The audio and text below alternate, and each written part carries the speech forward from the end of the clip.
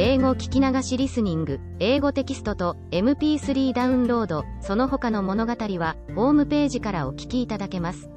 88thpp.com 88thpp.com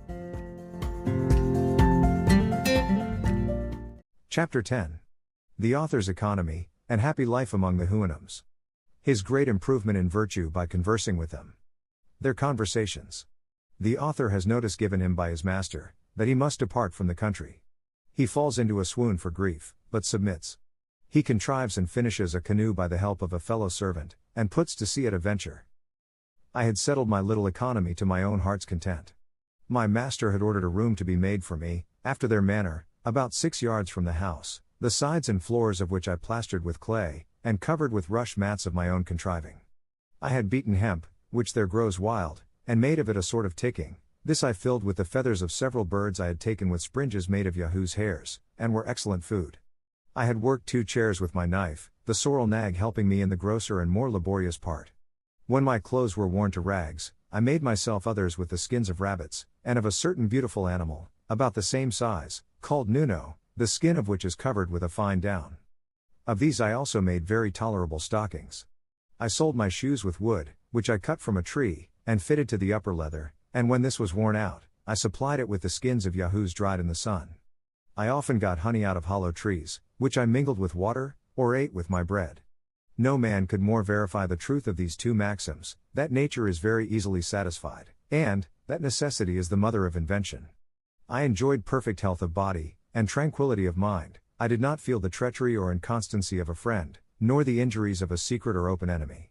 I had no occasion of bribing, flattering, or pimping, to procure the favor of any great man, or of his minion. I wanted no fence against fraud or oppression. Here was neither physician to destroy my body, nor lawyer to ruin my fortune, no informer to watch my words and actions, or forge accusations against me for hire. Here were no gibers, censurers, backbiters, pickpockets, highwaymen, housebreakers, attorneys, bawds, buffoons, gamesters, politicians, wits, splenetics, tedious talkers, controvertists, ravishers, murderers, robbers, virtuosos, no leaders, or followers, of party and faction, no encouragers to vice, by seducement or examples, no dungeon, axes, gibbets, whipping posts, or pillories, no cheating shopkeepers or mechanics, no pride, vanity, or affectation, no fops, bullies, drunkards, strolling whores, or poxes, no ranting, lewd, expensive wives, no stupid, proud pedants, no importunate, overbearing, quarrelsome, noisy, roaring, empty, conceited, swearing companions, no scoundrels raised from the dust upon the merit of their vices, or nobility thrown into it on account of their virtues, no lords, fiddlers, judges, or dancing masters. I had the favor of being admitted to several Houyhnhnms, who came to visit or dine with my master, where his honor graciously suffered me to wait in the room, and listen to their discourse. Both he and his company would often descend to ask me questions, and receive my answers. I had also sometimes the honor of attending my master in his visits to others. I never presumed to speak, except in answer to a question, and then I did it with inward regret, because it was a loss of so much time for improving myself, but I was infinitely delighted with the station of an humble auditor in such conversations, where nothing passed but what was useful, expressed in the fewest and most significant words, where, as I have already said, the greatest decency was observed, without the least degree of ceremony, where no person spoke without being pleased himself, and pleasing his companions, where there was no interruption, tediousness, heat, or difference of sentiments. They have a notion, that when people are met together, a short silence does much improve conversation. This I found to be true, for during those little intermissions of talk, new ideas would arise in their minds, which very much enliven the discourse. Their subjects are, generally on friendship and benevolence, on order and economy, sometimes upon the visible operations of nature, or ancient traditions, upon the bounds and limits of virtue, upon the unerring rules of reason, or upon some determinations to be taken at the next great assembly, and often upon the various excellences of poetry. I may add, without vanity, that my presence often gave them sufficient matter for discourse, because it afforded my master an occasion of letting his friends into the history of me and my country, upon which they were all pleased to descant, in a manner not very advantageous to humankind, and for that reason I shall not repeat what they said, only I may be allowed to observe, that his honor, to my great admiration, appeared to understand the nature of Yahoos much better than myself. He went through all our vices and follies, and discovered many, which I had never mentioned to him, by only supposing what qualities a Yahoo of their country, with a small proportion of reason, might be capable of exerting, and concluded, with too much probability, how vile, as well as miserable, such a creature must be. I freely confess, that all the little knowledge I have of any value, was acquired by the lectures I received from my master, and from hearing the discourses of him and his friends, to which I should be prouder to listen, than to dictate to the greatest and wisest assembly in Europe. I admired the strength, comeliness, and speed of the inhabitants, and such a constellation of virtues, in such amiable persons, produced in me the highest veneration. At first, indeed, I did not feel that natural awe, which the Yahoos and all other animals bear toward them, but it grew upon me by degrees, much sooner than I imagined, and was mingled with a respectful love and gratitude, that they would condescend to distinguish me from the rest of my species. When I thought of my family, my friends, my countrymen, or the human race in general, I considered them, as they really were, Yahoos in shape and disposition, perhaps a little more civilized, and qualified with the gift of speech, but making no other use of reason, than to improve and multiply those vices whereof their brethren in this country had only the share that nature allotted them. When I happened to behold the reflection of my own form in a lake or fountain, I turned away my face in horror and detestation of myself, and could better endure the sight of a common Yahoo than of my own person. By conversing with the Houyhnhnms, and looking upon them with delight, I fell to imitate their gait and gesture, which is now grown into a habit, and my friends often tell me, in a blunt way, that I trot like a horse, which, however, I take for a great compliment. Neither shall I disown, that in speaking I am apt to fall into the voice and manner of the Houyhnhnms, and hear myself ridiculed on that account, without the least mortification. In the midst of all this happiness, and when I looked upon myself to be fully settled for life, my master sent for me one morning a little earlier than his usual hour. I observed by his countenance that he was in some perplexity, and at a loss how to begin what he had to speak. After a short silence, he told me, he did not know how I would take what he was going to say, that in the last General Assembly, when the affair of the Yahoos was entered upon, the representatives had taken offense at his keeping a Yahoo, meaning myself, in his family, more like a Houyhnhnm than a brute animal, that he was known frequently to converse with me, as if he could receive some advantage or pleasure in my company, that such a practice was not agreeable to reason or nature, or a thing ever heard of before among them. The assembly did therefore exhort him either to employ me like the rest of my species, or command me to swim back to the place whence I came. That the first of these expedients was utterly rejected by all the Houyhnhnms who had ever seen me at his house or their own, for they alleged, that because I had some rudiments of reason, added to the natural pravity of those animals, it was to be feared I might be able to seduce them into the woody and mountainous parts of the country, and bring them in troops by night to destroy the Houyhnhnms' cattle, as being naturally of the ravenous kind, and averse from labor. My master added, that he was daily pressed by the Houyhnhnms of the neighborhood to have the assembly's exhortation executed, which he could not put off much longer.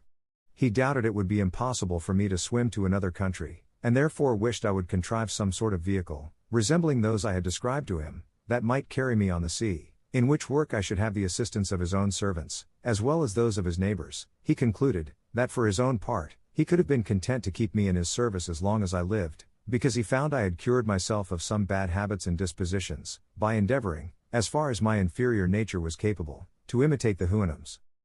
I should here observe to the reader, that a decree of the General Assembly in this country is expressed by the word hloen, which signifies an exhortation, as near as I can render it, for they have no conception how a rational creature can be compelled, but only advised, or exhorted, because no person can disobey reason, without giving up his claim to be a rational creature. I was struck with the utmost grief and despair at my master's discourse, and being unable to support the agonies I was under, I fell into a swoon at his feet. When I came to myself, he told me that he concluded I had been dead, for these people are subject to no such imbecilities of nature. I answered in a faint voice, that death would have been too great a happiness, that although I could not blame the assembly's exhortation, or the urgency of his friends, yet, in my weak and corrupt judgment, I thought it might consist with reason to have been less rigorous, that I could not swim a league, and probably the nearest land to theirs might be distant above 100, that many materials, necessary for making a small vessel to carry me off, were wholly wanting in this country, which, however, I would attempt, in obedience and gratitude to his honor, although I concluded the thing to be impossible, and therefore looked on myself as already devoted to destruction, that the certain prospect of an unnatural death was the least of my evils, for, supposing I should escape with life by some strange adventure, how could I think with temper of passing my days among Yahoos, and relapsing into my old corruptions, for want of examples to lead and keep me within the paths of virtue?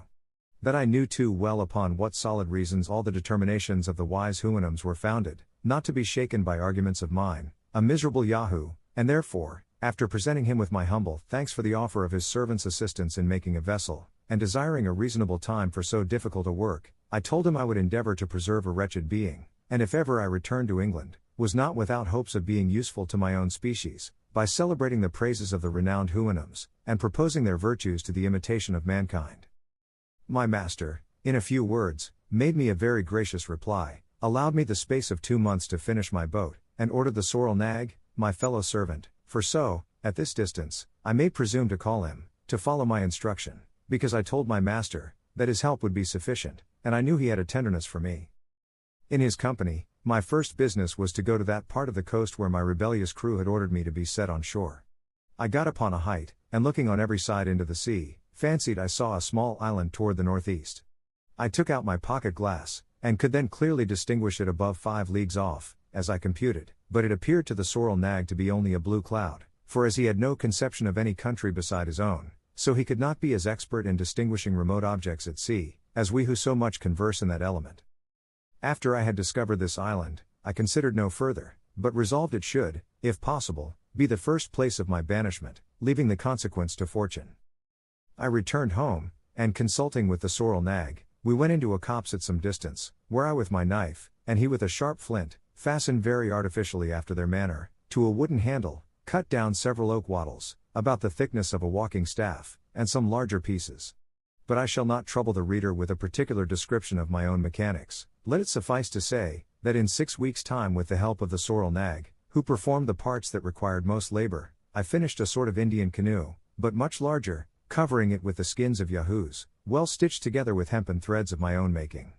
My sail was likewise composed of the skins of the same animal, but I made use of the youngest I could get, the older being too tough and thick, and I likewise provided myself with 4 paddles. I laid in a stock of boiled flesh, of rabbits and fowls, and took with me 2 vessels, one filled with milk and the other with water. I tried my canoe in a large pond, near my master's house, and then corrected in it what was amiss, stopping all the chinks with Yahoo's tallow, till I found it staunch, and able to bear me and my freight, and, when it was as complete as I could possibly make it, I had it drawn on a carriage very gently by Yahoos to the seaside, under the conduct of the sorrel nag and another servant. When all was ready, and the day came for my departure, I took leave of my master and lady and the whole family, my eyes flowing with tears, and my heart quite sunk with grief. But his honor, out of curiosity, and, perhaps, if I may speak without vanity, partly out of kindness, was determined to see me in my canoe, and got several of his neighboring friends to accompany him.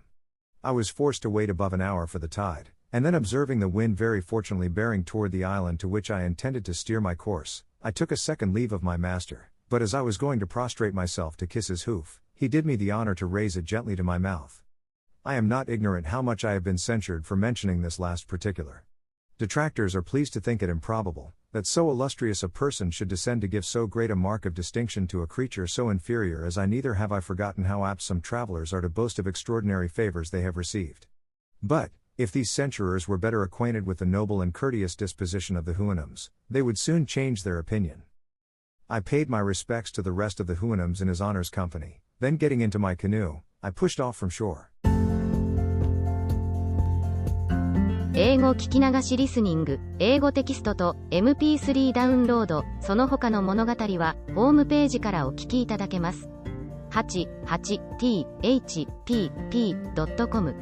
88thpp.com